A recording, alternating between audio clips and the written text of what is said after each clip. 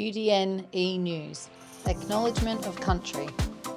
We acknowledge the traditional owners of the lands on which we meet. We pay our respects to the elders, past, present and emerging, and acknowledge the important role Aboriginal and Torres Strait Islander people continue to play within the community. Acknowledgement for People with Disability by Queenslanders with Disability Network, Ltd.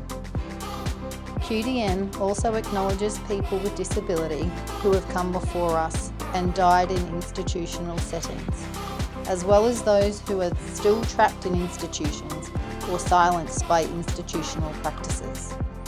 We take on the responsibilities of being clear about the rights of all people with disability and, where necessary, speak in an informed and considered manner for those who cannot speak for themselves. Hello and welcome to our March 2024 QDN E-News. I'm Talitha Kingsmill, QDN Board Director and Chair of the Nominations and Performance Committee. We have some exciting updates to share with you. Firstly, we want to extend a huge thank you to everyone who made the Brisbane Disability Connection Expo a tremendous success. The Expo was filled with the opportunity to make great connections with people with disability, and it was great to be able to share information about QDN and all the work we do and how people can get connected and involved.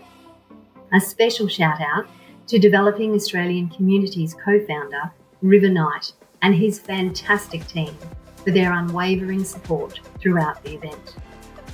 Also, we would like to announce the completion of the Voice of Queenslanders with Disabilities survey and express our heartfelt gratitude to all 638 respondents who generously shared their stories. Your help has been really important in providing us with valuable information about what it's like for people with disabilities in Queensland. As we await the results currently under review by the Griffith University project team, we're confident that your input will pave the way for positive change. The final report will be released by the Queensland Government and QDN. Thank you once again for your invaluable contributions. Find more information about this below the video.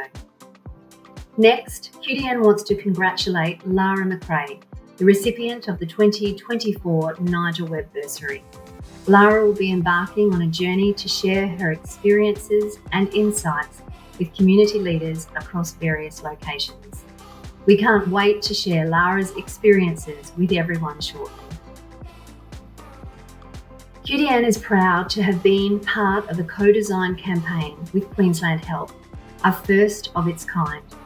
This powerful campaign, called See Me, Hear Me, Respect Me, was inspired by the experiences of QDN members, as well as other people with disabilities, who face numerous challenges in accessing healthcare and communicating their health needs to health practitioners.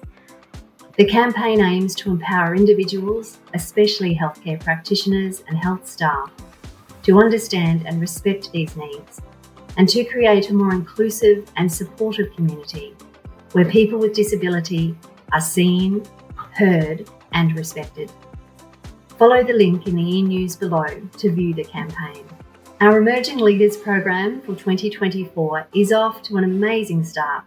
22 people with disability from diverse backgrounds and passions have joined us from all over Queensland, eager to develop their leadership skills, knowledge, and expertise. More information about the Emerging Leaders will be available soon on the QDN website. I am also really pleased to let members know that the National Centre of Excellence in Intellectual Disability Health has announced their inaugural council for the centre. QDN Life Member, convener of our QDN Hot Topics group, and long-term disability self-advocate, Donna has been appointed to this National Council. Congratulations to all the people appointed to the Council, including co-chairs Judy Hewitt, a long-time self-advocate from Tasmania, and Professor Eileen Baldry, and more information about the Council can be found below.